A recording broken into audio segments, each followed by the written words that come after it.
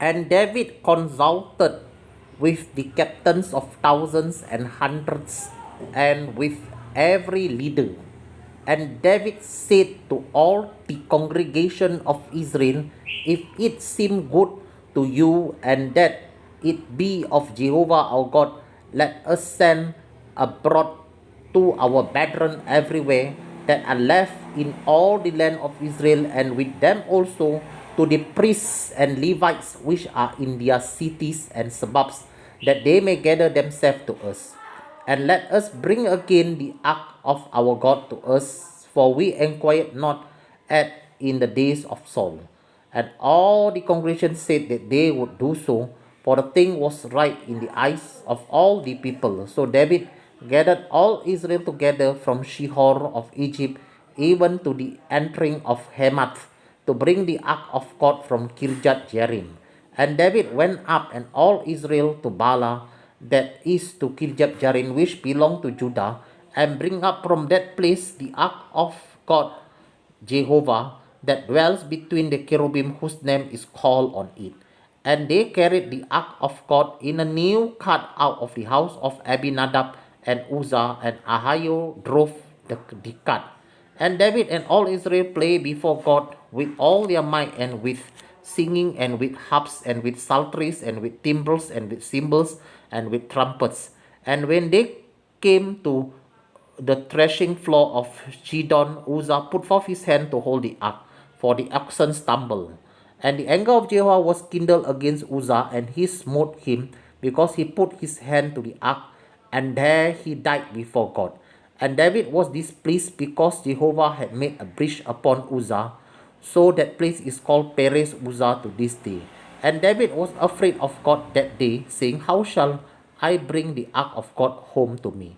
So David brought not the ark home to himself to the city of David, but carried it aside into the house of Obed Edom the Gittite. And the ark of God remained with the family of Obed Edom in his house 3 months. And Jehovah blessed the house of Obed Edom and all that he had.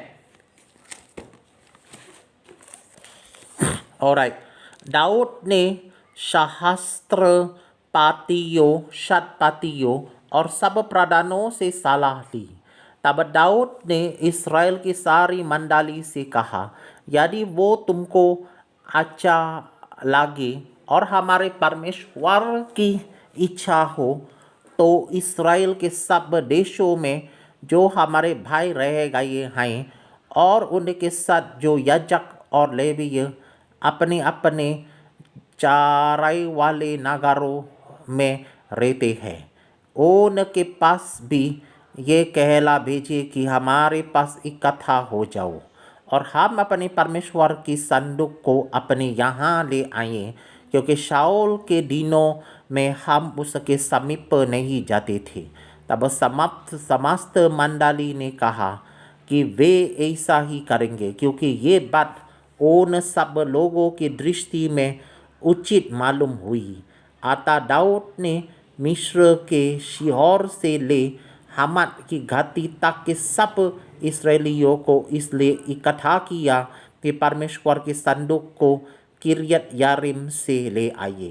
तब दाऊद सब इस्राएलियों को संग लेकर बाला को गया, जो Kiriath यारिम भी कहलाता था और यहूदा के भाग में था, कि परमेश्वर यहोवा का संदूक वहाँ से ले आए। वो तो करूबों पर विराजने वाला है, और उसका नाम भी यही लिया जाता है। तब उन्होंने परमेश्वर का संदूक एक नई गाड़ी पर चढ़ाकर अबीनादाब के घर से निकाला, और उज्जा का आग्रो उससे गाड़ी को हाँकने लगे। दाऊद और सारे इसराइली परमेश्वर के सामने तन मन से गीत गाते और वीणा, सारंगी, डाफ, जंज और तुराहियाँ बजाते थे। तब वे किदोन के खलिहान तक आए। तब उज्जा ने अपना हाथ संदूक को पकड़ने के लिए बढ़ाया, क्योंकि बैला ने ठोकर खाई थी। तब यहोवा का कोप उज्जा पर भड़क उठा, और उसने उसका मारा, क्योंकि उसने संदूक पर हाथ लगाया था। वो वहीं परमेश्वर के सामने मर गया। तब दाऊद प्रसन्न हुआ इसलिए कि यहोवा ऊँचा पर तुत पारा था और उसने उस स्थान का नाम पारेसुचा रखा। ये नाम आज तक बना है।